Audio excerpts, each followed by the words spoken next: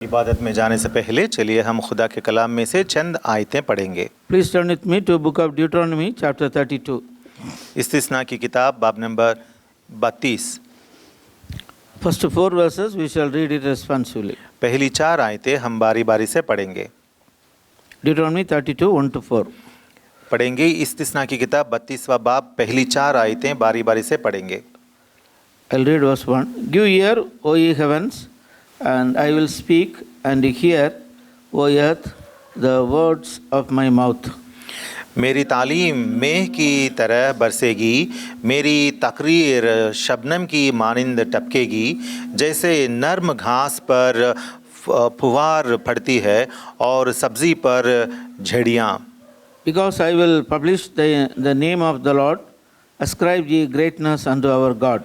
वो वही चट्टान है, उसकी सनत कामिल है, क्योंकि उसकी सब राहें इंसाफ की हैं।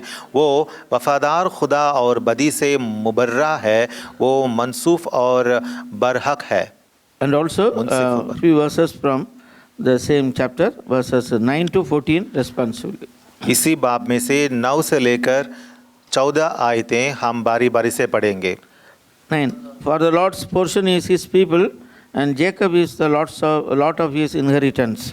वो यहोवा को वीराने और सूने हौलनाक बियाबान में मिला। यहोवा उसके चौगिर्द रहा, उसने उसकी खबर ली और उसे अपनी आंख की पुतली की तरफ रखा। As an eagle stirreth his nest, and fluttereth over her young, spreadeth abroad her wings, taketh them, beareth them on her wings. फ़ख्त यहोवा ही ने उनकी रहबरी की और उसके साथ कोई अजनबी माबूद ना था। He made him ride on the high places of the earth, and that he might eat the increase of the fields, that he made him to suck honey out of the rock, and oil out of the flinty rock. और गायों का मक्खन और भेड़ बकरियों का दूध और बर्रों की चर्बी और बसनी नस्ल के मेंढे और बकरे और खालिस गेहूं का आटा भी, और तू अंगूर के खालिस रस की मैं पिया करता था। Shall we pray? दुआ करेंगे। Our living, loving Father, ऐ हमारे आसमानी बाप, प्यारे बाप, great and mighty God, ऐ हमारे कादिर मुतलक खुदा, thank you for the great and marvelous love towards us. हम हमारी तरफ आपकी बड़ी मोहब्बत को लेकर हम शुक्र अदा करते हैं। When we are yet sinners, ungodly, walking according to the course of this earth, you have loved us with an everlasting love. जब हम इस दुनिया में गुनहगार बनकर रहते थे, आपने बड़ी मोहब्बत से हमसे मोहब्बत रखी। You have sent the Lord Jesus Christ, the only begotten Son, as an atonement for our sins. हमारे गुनाहों के खातिर फिद्या देने के लिए आपने अपने इकलौते बेटे यीशुआ को हमारे वास्ते इस दुनिया में भेजा। Thank you for the redemption, forgiveness of sins received through the blood of Jesus Christ. हमारे खुदावंद यीशुआ के ज़रिए से जो गुनाहों की मुआफ़ी है जो हमने पाई है, हम इसको लेकर शुक्र अदा करते हैं। You have made us thy children and added unto the church. आपने हमें अपने बच्चे बना लिए और आपके इक्लीसिया में हमें शामिल शुमार किया। You have added unto the church, through the church, you are preparing us for the eternal glory. आपने हमें इक्लीसिया में शामिल किया और इक्लीसिया के ज़रिए से आप हमें अबदी जलाल के वास्ते तैयार कर रहे हैं। Thank you for the provision made this Lord's Day to come to our house, spend some time worshiping thee. खुदावंद के इस दिन में आपके करीब आकर आपकी इबादत करने का ये जो मौका आपने दिया है, इसको लेकर शुक्र अदा करते हैं। Thank you for the help granted in worshiping thee through songs. गानों के ज़रिए से आपकी इबादत करने में आपने जो रहमत अता की है, शुक्रिया अदा करते हैं। Thank you for the portion of the scriptures just now read. Give us a thought, the greatness and goodness may be revealed to us. अभी जो कलाम हमने पढ़ा है खुदावंद, इस कलाम के ज़रिए से आपकी अज़मत और आपका जलाल हम पर ज़ाहिर हो। May the Holy Spirit help us in expounding the word. रूहुल Quddus आपके इस कलाम को हम पर नाजिल फरमाए और हमें बयान करे। Fill us by the spirit of worship. हमें इबादत की रूह से हमें भर दीजिए। In Jesus' precious name we pray. खुदावंद यीशुआ के पाक नाम से मांगते हैं, आमीन।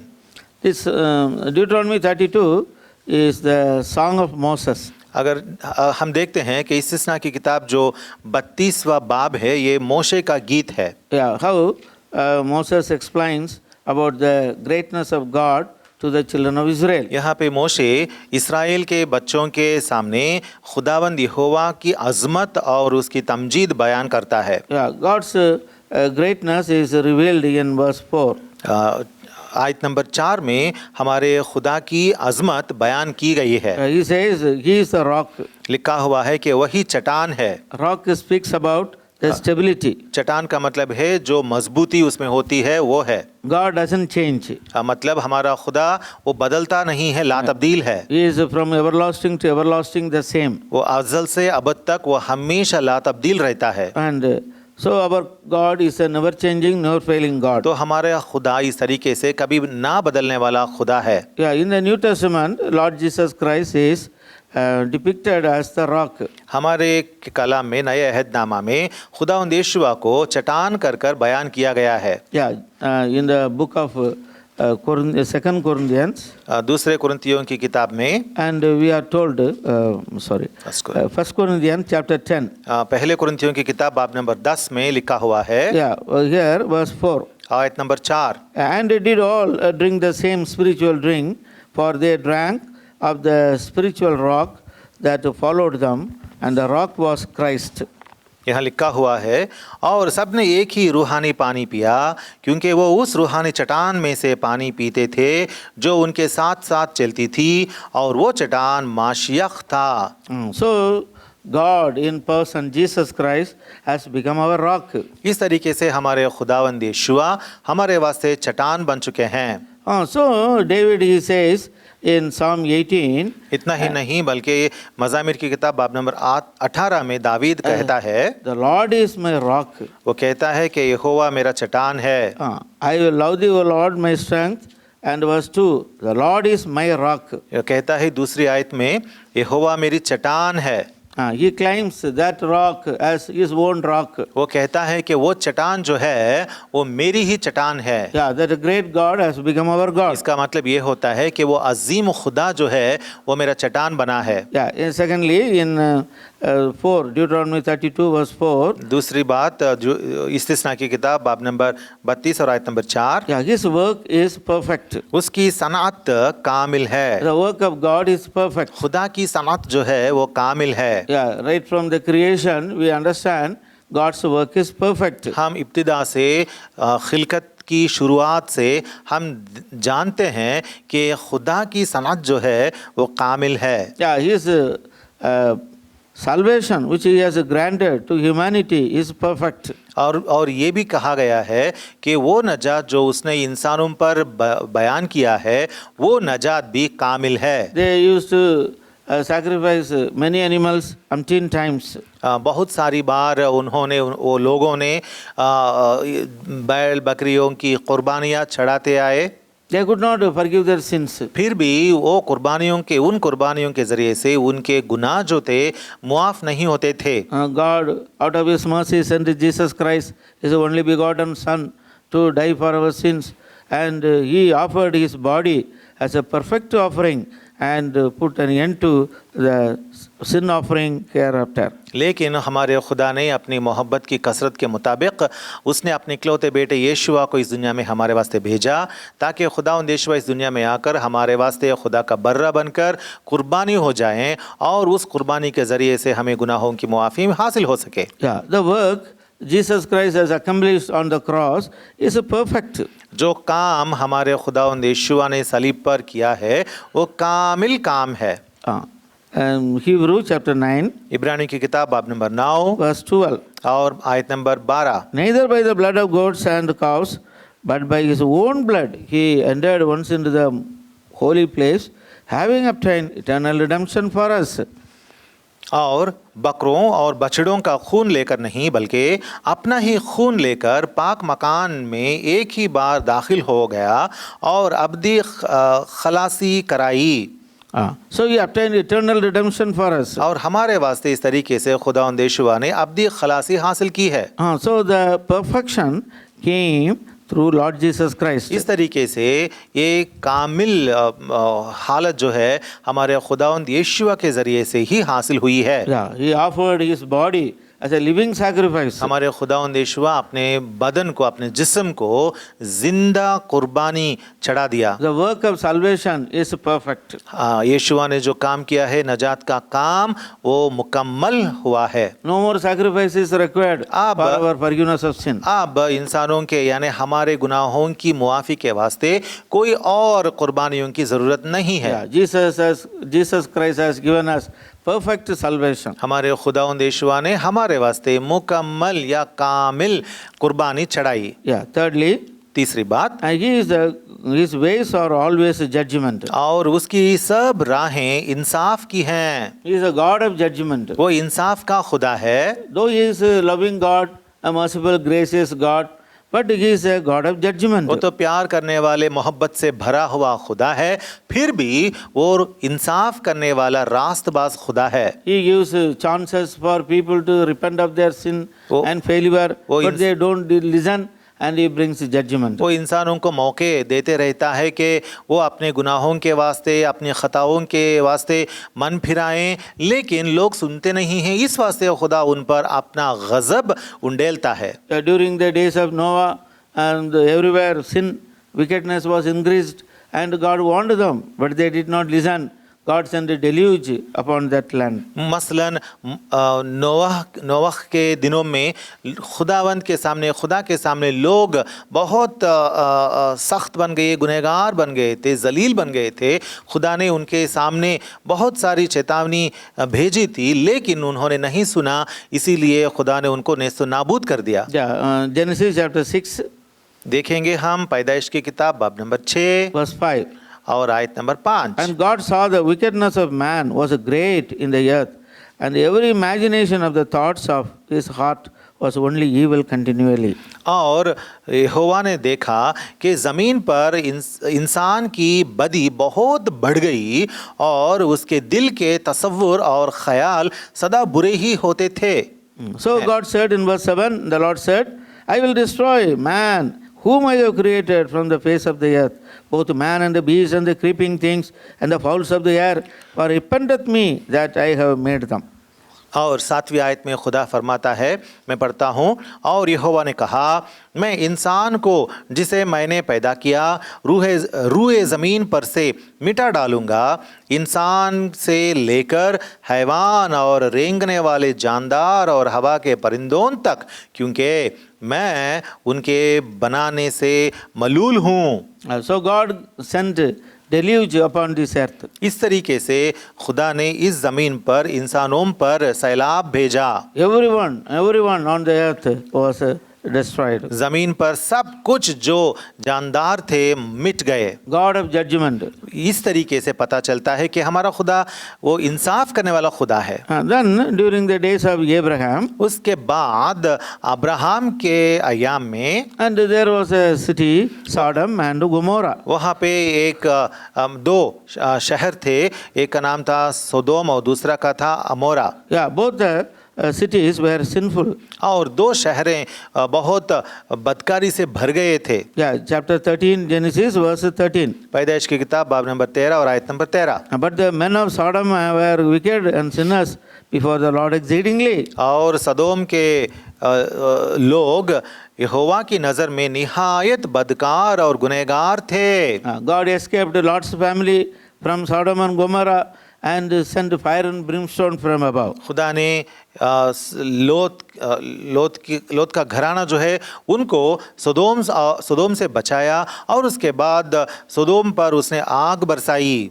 So God of judgment. इस तरीके से पता चलता है God cannot कि वो tolerate. इंसाफ करने वाला खुदा है। God cannot tolerate sin. खुदा इंसाफ को कभी खुदा गुनाह को कभी नजरअंदाज नहीं करेगा। Yeah, children of Israel, they rebelled against God several times. Israel के बच्चों ने खुदावंद यहोवा के खिलाफ बहुत सारी बार बगावत की थी। Yeah, God sent them into captivity in the enemy's hands, and God punished them. खुदा ने बहुत सारी बार इस्राएली लोगों को उनके गुनाह की वजह से कैद में भेजकर उन पर अपना इंसाफ जताया। He is a God of judgment. वो इंसाफ करने वाला खुदा है। The Lord Jesus Christ is going to come again to judge the world. हमारे खुदावंद यीशुआ फिर से इस दुनिया में आने वाले हैं इस दुनिया का इंसाफ करने के लिए। Yeah, knowing the judgment of the Lord, we must tremble before Him and worship Him. हमारे खुदावंद का इंसाफ जो है उसे याद करते हुए उसके सामने हमें थरथराना है और उसकी इबादत करना है। Then again we are told He is a God of truth. और उसके बाद ये बात बताई गई है कि वो हक ताला है। Yeah, there is no lie in Him. क्योंकि उसके सामने कुछ भी बुराई या झूठ नहीं है। He is a God of truth. वो वफादारी दिखाने वाला सच्चा खुदा है। Yeah, book of Titus chapter 1 verse 2. देखेंगे तीतुस की किताब बाब नंबर 1 और आयत number 3। And it's mentioned God cannot lie. वहाँ लिखा हुआ है कि खुदा बिल्कुल कभी भी झूठ नहीं कह सकता। In hope of eternal life, which God that cannot lie promised before the world began. दूसरी आयत में उस हमेशा की जिंदगी की उम्मीद पर जिसका वादा अज़ल से खुदा ने किया है, जो झूठ नहीं बोल सकता।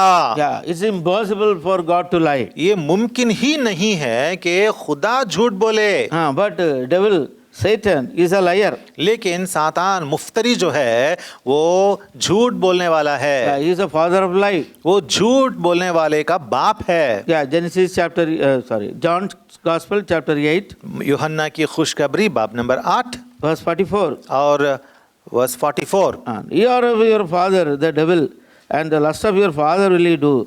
He was a murderer from the beginning, and about not in the truth, and because there is no truth in him. And when he speaketh a lie, he speaketh of his own, for he is a liar and the father of it. तुम अपने बाप मुफ्तरी से हो और अपने बाप की ख्वाहिशों को पूरा करना चाहते हो। वो शुरू ही से खूनी है और सच्चाई पर कायम नहीं रहा, क्योंकि उसमें सच्चाई है नहीं। So our God in Lord Jesus Christ is that he is a God of truth. लेकिन हम देखते हैं कलाम में कि हमारे खुदावंद यीशुआ जो हैं वो सच्चाई के खुदा हैं। What a wonderful thing it is to believe in a God who is truthful. कितनी अच्छी बात है ना, कितनी अजीम बात है ना कि हम उस खुदा पर ईमान लाते हैं जो सच्चा है। The whole world is filled with lies. पूरी दुनिया जो है गुनाह से या झूठ से भरी हुई है। Because they learn from the devil who is the father of lies. क्योंकि उन्होंने झूठ का बाप जो है, मुफ्तरी जो है, सातान जो है, उससे झूठ सीख चुके हैं। But our Lord, he is a Lord of truth. लेकिन हमारा खुदा जो है वो सच्चाई का खुदा है। It's wonderful to know that his goodness in our lives. और उसकी भलाई हमारी जिंदगियों में जानना हमारे लिए बहुत अच्छी बात होती है। John's Gospel chapter 14 verse 6. देखेंगे यूहन्ना की खुशखबरी बाब नंबर 14 और आयत number 6। Jesus said unto him, I am the way, the truth and the life. No man cometh unto the Father but by me. यीशुआ ने उससे कहा, राह और हक और जिंदगी मैं हूँ, कोई मेरे वसीले के बगैर बाप के पास नहीं आता। God of truth. वो हक ताला है। In him no inequality, is a just and right is he. उसमें कुछ भी गलत नहीं है, झूठ नहीं है, उसमें बिल्कुल रास्ती ही मौजूद है। Is he not worthy to be worshipped? तो इसकी इबादत करने के लिए क्या वो लायक नहीं है क्या? He is worthy to be worshipped because of his goodness. उसकी भलाई के मुताबिक वो सिताइश और हम्द सना के लायक है। Moses told to the children of Israel, remember the days of old. मोशे ने इस्राएल के बच्चों से कहा था कि तुम कदीम ज़माने को याद करो। You remember how God has delivered you. तुम ये बात याद करो कि किस तरीक़े से तुम्हारे खुदा ने तुम लोगों को आज़ादी बख्शी थी। You were slaves in Egypt. तुम लोग तो मिस्र में तुम लोग बंदिश में, बंदगी में गुलाम बनकर रहते थे। 430 years you were in slavery. और बहुत साल तक तुम लोग बंदिश में, गुलामी में थे। But God out of his mercy delivered you. लेकिन खुदा ने अपनी रहमत के मुताबिक तुम लोगों को आज़ाद किया। In Deuteronomy 32 verse 7 he says, remember the days of old, consider the years of many generations. As a father he will show thee the elders, and they will tell thee. इस्तिस्ना की किताब बाब नंबर 32 और आयत number 7।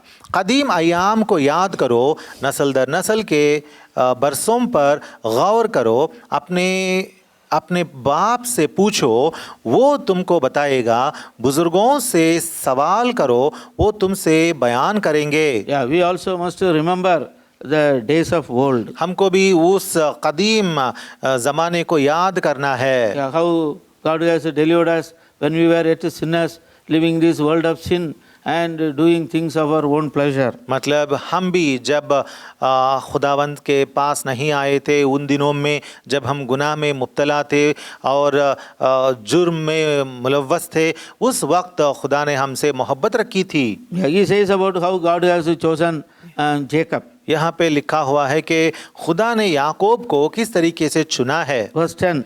10वीं आयत। He found him in a desert land and a waste howling wilderness, led him about, instructed him, and he kept him as the apple of his eye. उसने वो यहोवा को वीराने और सूने हौलनाक बयाबान में मिला। यहोवा उसके शौगिर्द रहा, उसने उसकी खबर ली और उसे अपनी आंख की पुतली की तरह रखा।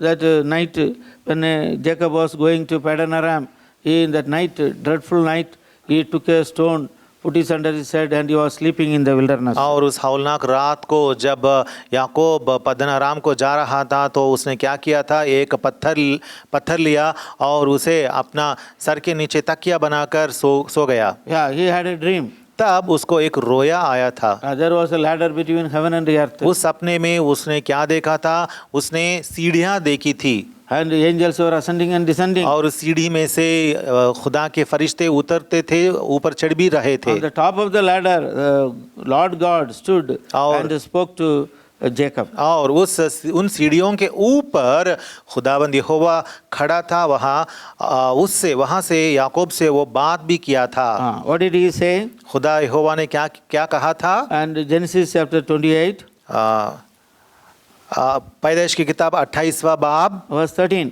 और आयत number 13। And behold, the Lord stood above and said, I am the Lord, God of Abraham, thy father, and God of Isaac, and the land wherein thou liest, to thee I will give it, and to thy seed. और यहोवा उसके ऊपर खड़ा कह रहा है, मैं यहोवा तेरे बाप अब्राहम का खुदा और इसहाक का खुदा हूँ।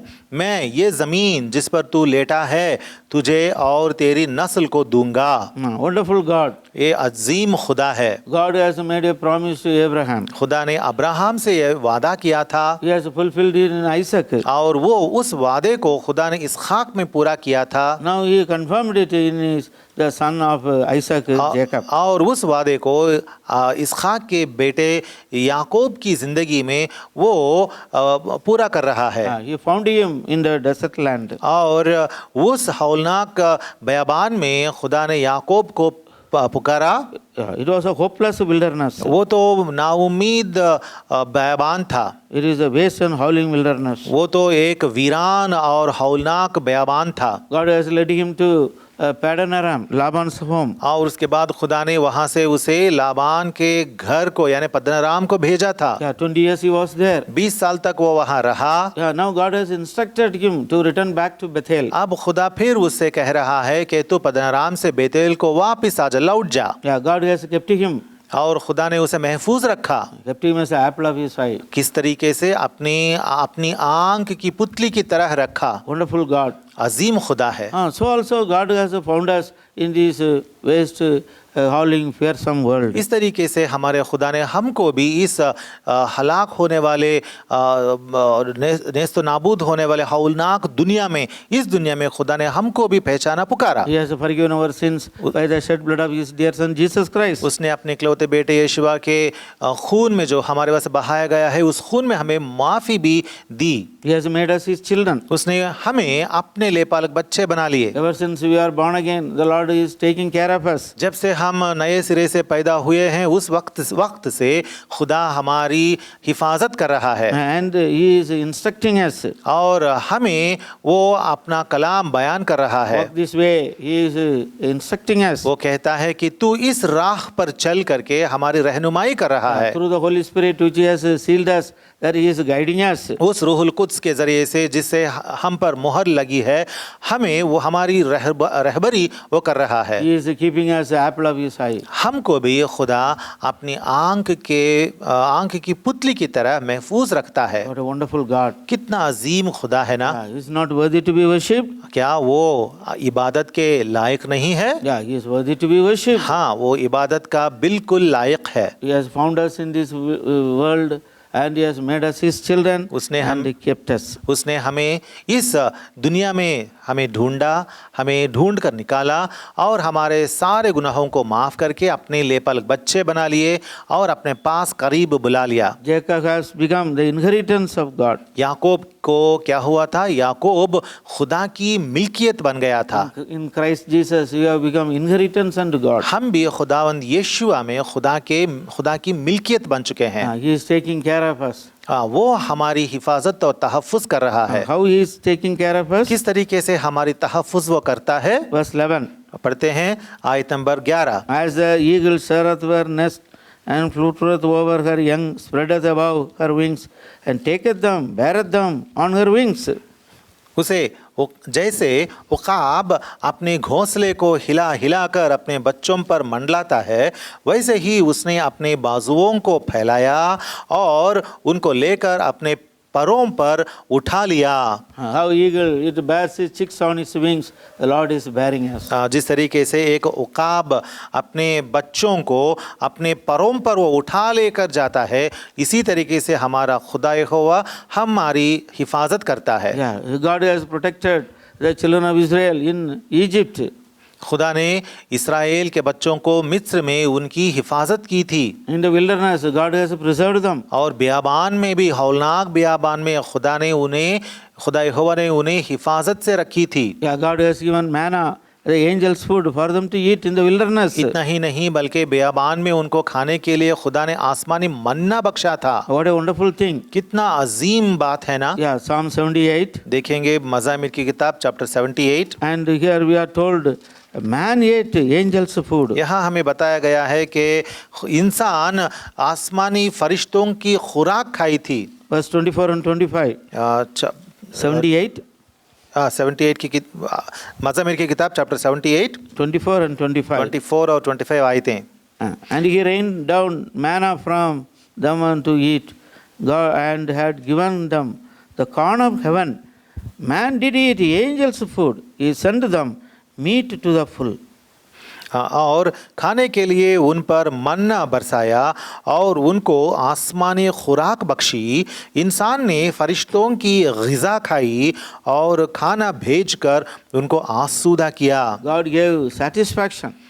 खुदा ने उनको आसूदगी Bakshi. Yeah, how he has given satisfaction in our lives? हमारी ज़िंदगियों में खुदा ने किस तरीके से आसूदगी Bakshi? Yeah, he has brought satisfaction in our lives and given us his word and the fatness of his house. अपना कलाम देकर और अपने घर की चर्बी मतलब घर की भरपूरी देकर खुदा ने हमको भी बहुत आसूदा किया है। Yeah, please turn to Psalms 36. देखिए मेहरबानी करके मज़ामिर की किताब chapter 36 36 chapter 36 verse 8. And they shall be abundantly satisfied with the fatness of thy house, and thou shalt make them to drink the river of thy pleasure. वो तेरे घर की नेमतों से खूब आसूदा होंगे, तू उनको अपनी खुशनुदी के दरिये में से पिलाएगा। The Lord gives us satisfaction. खुदा हमारा हमें आसूदगी बख्शेगा। The world doesn't give satisfaction. दुनिया हमें आसूदगी नहीं बख्श सकती है, God gives us satisfaction. लेकिन हमारा खुदा हमें आसूदगी बख्शता है। Yeah, those who believe in Him,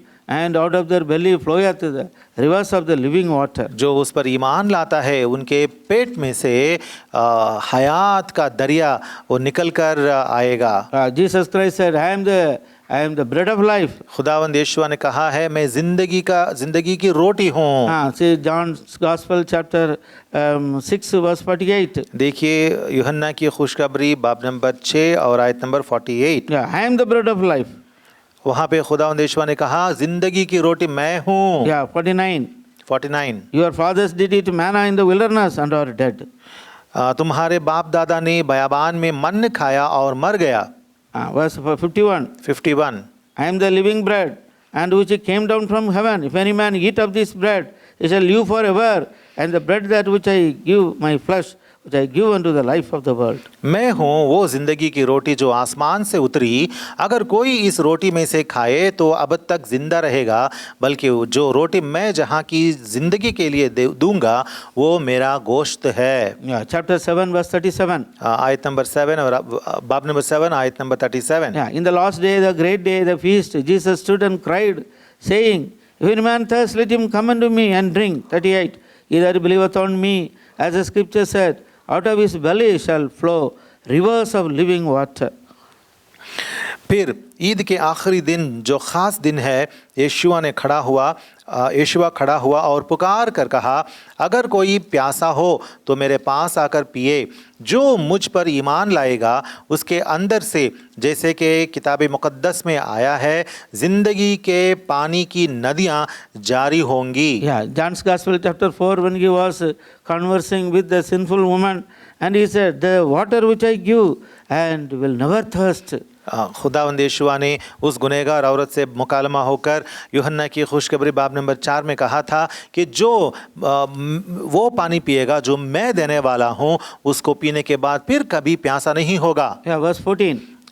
14वीं आयत। Yeah, and whosoever drinketh of the water, that I shall give him never thirst, but the water which I shall give him shall be in him the well of water springing up to everlasting life. मगर जो कोई उस पानी में से पिएगा जो मैं उसे दूंगा, वो अब तक प्यासा ना होगा, बल्कि जो पानी मैं उसे दूंगा वो उसमें एक चश्मा बन जाएगा जो हमेशा की ज़िंदगी के लिए जारी रहेगा। Yeah, Lord gave us satisfaction. खुदावंद यीशुआ हमें आसूदगी बख्शा है। Wonderful God. अजीम खुदा है। Yeah, so let us worship Him and praise Him and adore Him. इसलिए आज हम उसकी इबादत करेंगे, उसकी तमजीद करेंगे और उसके नगमा सराई करेंगे। In order to give all this blessing, Jesus Christ our Lord left all His glory, came to this earth, willingly suffered and died, buried and rose again on the third day. हमें ये सारी बरकतें बख्शने के वास्ते हमारे खुदावंद यीशुआ ने सलीब पर अपनी जान दी और अपनी जान देकर वो गाड़ा गया, मुर्दों में गिना गया, फिर वो मुर्दों में से उठकर जिंदा होकर आ गया। Yeah, so remembering His great work in our lives, we worship Him and thank Him and adore Him. इस तरीके से हमारी ज़िंदगियों में उसका अजीम नजात का काम जो है उसे याद करते हुए हम खुदावंद की इबादत करेंगे।